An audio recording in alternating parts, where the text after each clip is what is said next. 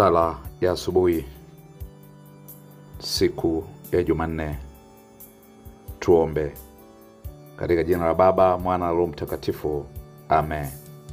Mungu Baba yetu wa mbinguni, unayetujalia mema na baraka zako kila siku, tunaomba uturehemu kwa makosa yetu yote tuliyoyatenda kwa kujua au kutokujua, na kwa neema yako na upendo wako usio kikomo uendelee kutumiminia baraka zako kwa ajili ya maisha yetu hapa duniani, na huruma zako na uaminifu wako vikazidi kwetu.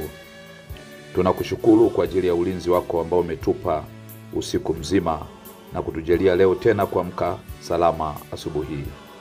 Tunaomba ukatulinde dhidi ya mashambulizi yote ya adui Shetani na wakala zake.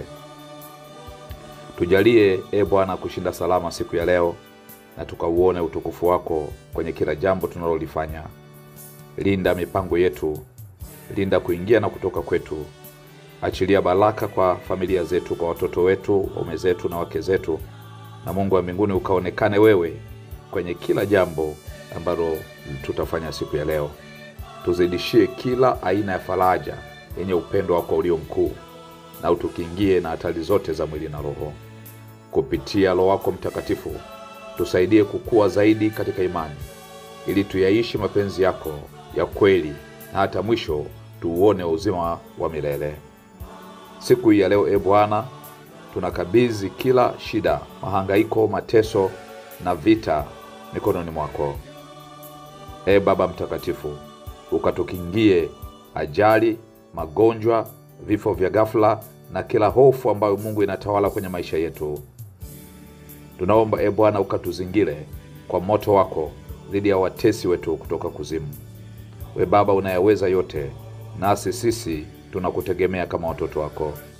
Ulituumba na kutuweka hapa duniani kwa kusudi lako, na hivyo Mungu tunakuomba usituache. Libariki taifa letu, wabariki viongozi wetu wote, na kuwaongoza katika haki yako, ili wakatawale katika mazingira ya amani, lakini pia watu wako wakaone faraja na amani yako ya kweli. Tunaomba Bwana ukazikumbuke nchi zote zinazopita katika vita, na kuwasaidia watu wake Bwana katika kipindi kigumu cha vita. Walinde wasafiri, wasaidie wenye shida, watoe kwenye maangamizo wale ambao wako kwenye tabu mbalimbali, waguse wale wote wenye huzuni na kuwapa faraja yako kutoka mbinguni. Naomba Mungu wa mbinguni ukatubariki na ukabariki kazi zetu zote za mikono. Bariki mashamba, bariki huduma mbalimbali, bariki biashara, bariki wote ambao Mungu anatumika katika sekta mbalimbali kwa ajili ya kuinua uchumi wa taifa hili. Na tunajikabidhi leo mikononi mwako Mungu, tukiomba katika jina la Baba, Mwana na Roho Mtakatifu. Amen.